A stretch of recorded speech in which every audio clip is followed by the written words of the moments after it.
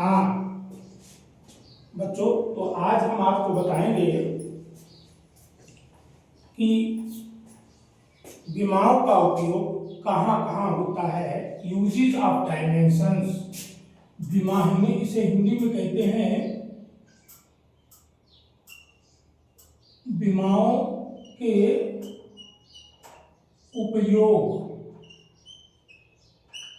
और अंग्रेजी में इसको कहते हैं यूजेस ऑफ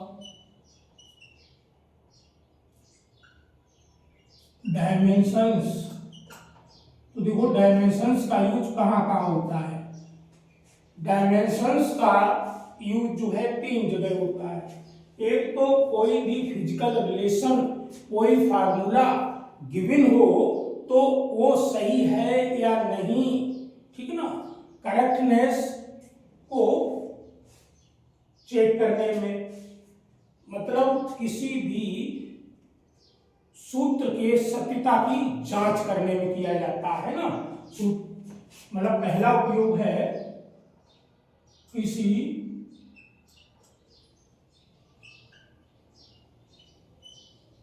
सूत्र के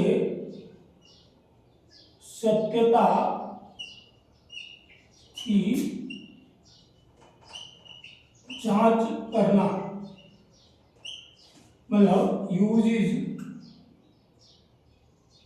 टू चेक द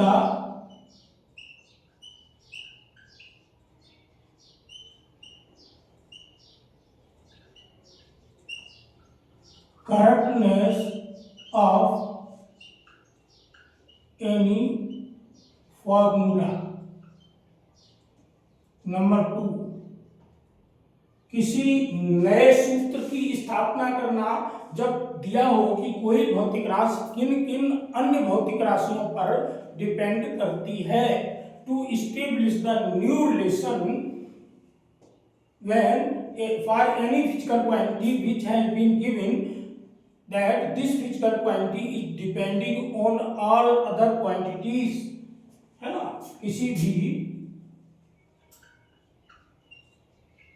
किसी नए सूत्र की स्थापना में टू एस्टेब्लिश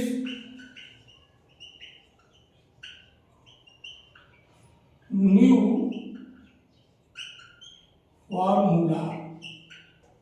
तीसरा, किसी भौतिक राशि को एक मात्रक पद्धति से दूसरी मात्रक पद्धति के बदलने में, टू कन्वर्ट, पहले लिखो, किसी भौतिक राशि को एक मात्रक पद्धति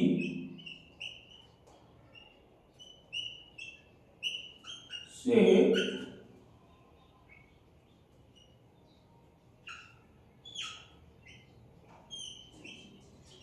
मात्रक पद्धति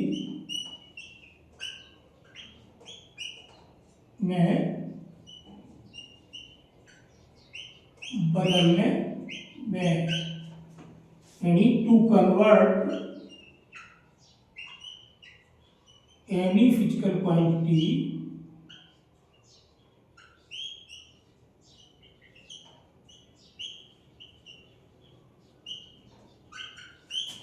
from one unit system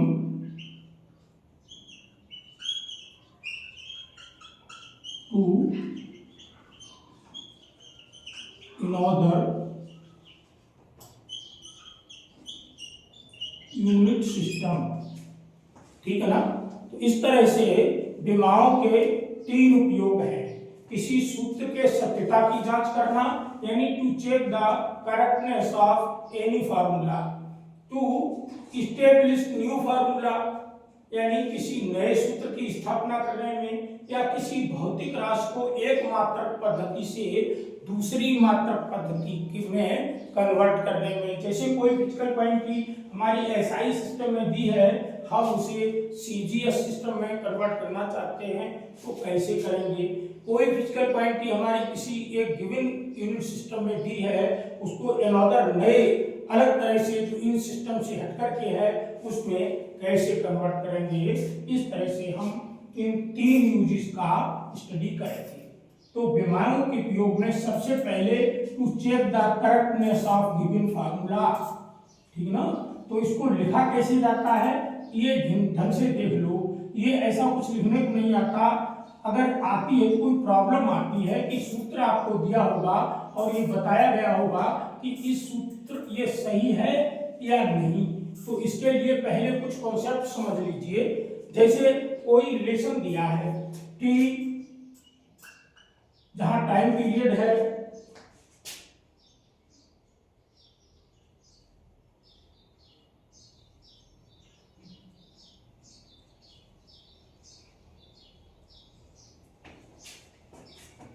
equal to 2 pi under root L upon g, है ना। इसके सत्यता की जांच करनी है तो यहाँ देख रहे हैं हम लेफ्ट हैंड साइड में भी एक ही टर्म है और राइट हैंड साइड में भी एक ही टर्म है। तो हम लेफ्ट हैंड साइड का डायमेंशनल फार्मूला निकालेंगे और राइट हैंड साइड का डायमेंशनल फार्मूला निकालेंगे। और जब दोनों साइड का डायमेंशनल फार्मूला अगर हमारा सही है तो हम कहेंगे कि ये इक्वेशन या ये रिलेशन हमारा डायमेंशनली करेक्ट है, यानी विमाओं के दृष्टिकोण से ये हमारा सूत्र सही है। और अगर कोई हमारा इक्वेशन इस तरह से दिया है, suppose that displacement S equal to ut plus half at square, इस तरह से दिया है, तो हम देखेंगे कि यहाँ s का डायमेंशनल फार्मूला निकालेंगे, लेफ्ट हैंड साइड का डायमेंशनल फार्मूला और राइट हैंड साइड के फर्स्ट टर्म का डायमेंशंस निकालेंगे और सेकंड टर्म की निकालेंगे। अगर लेफ्ट हैंड साइड की डायमेंशंस जो है each term of right hand side के इक्वल आती हैं तो हमारा गिवन रिलेशन जो है करेक्ट है। और एक चीज आती है प्रिंसिपल ऑफ होमोजेनिटी। अगर कोई रिलेशन इस तरह से लिखा है प्लस में या माइनस में, ठीक है ना, जैसे एस इक्वल टू कोई x equal to A T plus B by B T square, इस तरह से लिखा है, तो प्रिंसिपल ऑफ होमोजेनिटी के अकॉर्डिंग लेफ्ट हैंड साइड का जो है dimensional formula each term of right hand side के सिमिलर होगा, जिससे हमें ए या बी की डायमेंशंस निकालने को भी पूछी जा सकती हैं। तो हम देखते हैं कि ये हम कैसे कर पाएंगे। जैसे यही फार्मूला है तो इसको लिखने का ढंग है टू चेक द, ऊपर लिखेंगे, अगर ये क्वेश्चन है तो आंसर करके हम लिखेंगे इसको to check the correctness of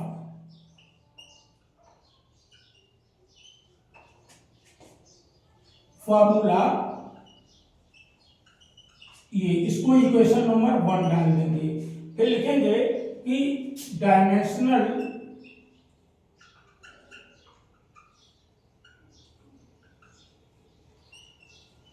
formula of left hand side of equation 1 equal to m0 l0 t1, here t is time period of simple pendulum.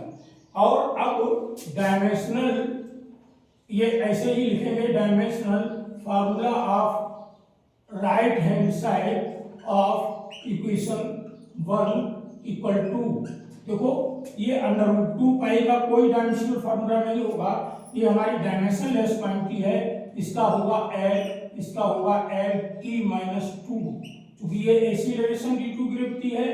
तो इस तरह से ये डायमेंशनल फार्मूला होंगे और इनका होल पर पावर हाफ होगी क्योंकि ये अंडर रूट है। तो इक्वल टू ये t2 ऊपर पहुंच जाएगा, प्लस का हो जाएगा, इस पर पावर हाफ है, तो ये आएगा m0 l0 t1। और फिर लिख देंगे since dimensional formula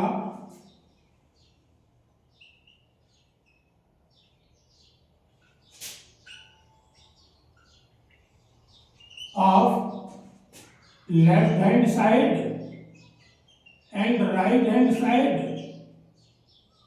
of equation 1 are same. Hence, equation 1 is dimensionally correct.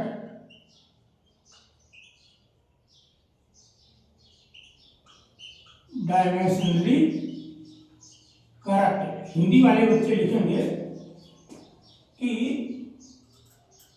इस तरह से समीकरण 1 लिख लेंगे, फिर लिखेंगे समीकरण 1 के लेफ्ट हैंड साइड का डायमेंशनल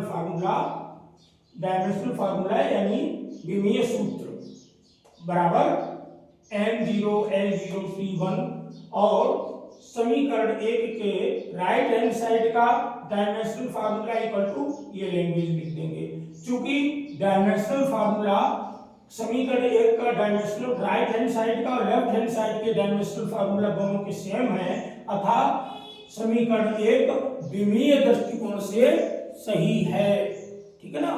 तो हम कोशिश करते हैं, ये इजी टॉपिक्स हैं, वैसे जो टॉपिक थोड़े टफ होंगे आगे तो उनको हम हिंदी मीडियम के बच्चों को अलग बताएंगे और अंग्रेजी मीडियम के बच्चों को अलग बताएंगे।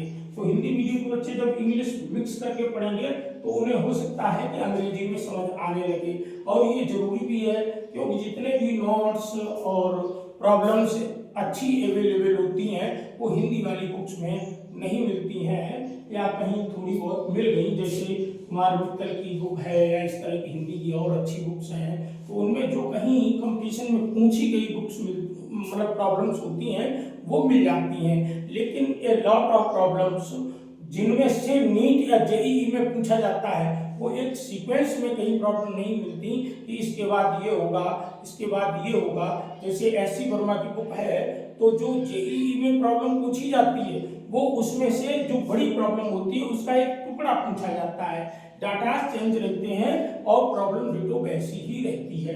ठीक है ना। तो अब हम इसी तरह से दूसरी इक्वेशन को समझेंगे। जैसे कोई इक्वेशन है और इस तरह से अगर डायमेंशनल फार्मूला सेम ना आए तो हम लिख देंगे since dimensional formula of left hand side and right hand side of equation 1 are not same and hence equation 1 is dimensionally incorrect. ठीक है ना। अब बात करते हैं कि इसी तरह से to check the correctness of s equal to ut square plus half a t cube, where u is velocity, a is acceleration, t is time and s is displacement। तो इसमें हम इस टर्म का डायमेंशनल फार्मूला निकालेंगे, इसका निकालेंगे और s का निकालेंगे। पहले तो इसको इक्वेशन 1 लिख देंगे, लिखेंगे dimensional formula of left hand side of equation 1, फिर लिखेंगे dimensional formula of first term of right hand side of equation 1 equal to, तो ये निकलेगा, जो भी निकलेगा हम निकाल देंगे। ऐसे ही इसको निकालेंगे तो देखेंगे लेफ्ट हैंड साइड के डायमेंशनल फार्मूला के सिमिलर इनके डायमेंशनल फार्मूला हमारे नहीं आ रहे हैं, ये डिफरेंट आ रहे हैं। जब ये डिफरेंट आ रहे हैं तो इसका मतलब कि ये इक्वेशन हमारा डायमेंशनली इनकरेक्ट होगा। अब ऐसे कर दें तो इसका तो सेम आ रहा है, इसका डिफरेंट आ रहा है, तो भी ये डायमेंशनली करेक्ट नहीं है।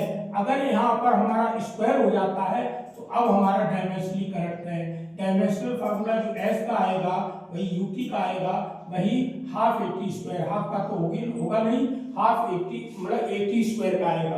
तो इस तरह से जब तीनों के साथ सेम डायमेंशनल फार्मूला आ जाएंगे तो हम लिखेंगे since the dimensional formula of left hand side of equation 1 is similar to each term of dimensional formulas of right hand side, hence given equation 1 is dimensionally correct। ठीक है ना। तो इस तरह से इस तरह की प्रॉब्लम्स को हम सॉल्व करते हैं। ये इक्वेशन गलत भी हो सकता है और सही भी हो सकता है। अब हम बताएंगे टू एस्टेब्लिश न्यू फार्मूला।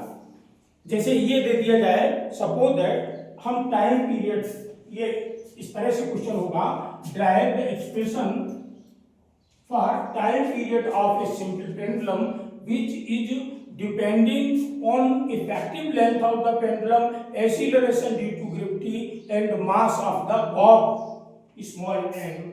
मतलब टाइम पीरियड टी जो है हमारा एल पर डिपेंड करता है,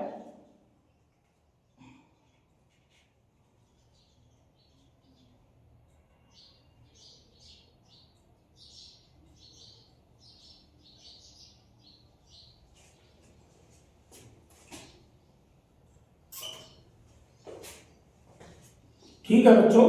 तो इस वीडियो में आज हम यहीं तक रखते हैं। कल या नेक्स्ट वीडियो में हम देखेंगे कि नए रिलेशन को हम किस तरह से इस्टेब्लिश करते हैं, ठीक है ना। और आप हमारे वीडियो को लाइक भी करें, सब्सक्राइब भी करें, जितना अधिक से अधिक हो सके। जो बच्चे गांव में रहते हैं, जिनके पास ट्यूशन पढ़ने के लिए साधन नहीं है, या जहाँ जाते हैं वहाँ स्कूलों में भी अच्छे ढंग से नहीं पढ़ाया जाता है, हम आपको उस लेवल तक पढ़ाएंगे कि आप गांव में रह करके जेईई की, नीट की तैयारी कर सकेंगे। फिजिक्स में आप नहीं रुकेंगे, और हम वो बुक्स भी सॉल्व करवाएंगे जिनसे प्रॉब्लम इनटेक होती हैं in JEE mains, JEE advance and NEET, ठीक है ना। Thank you.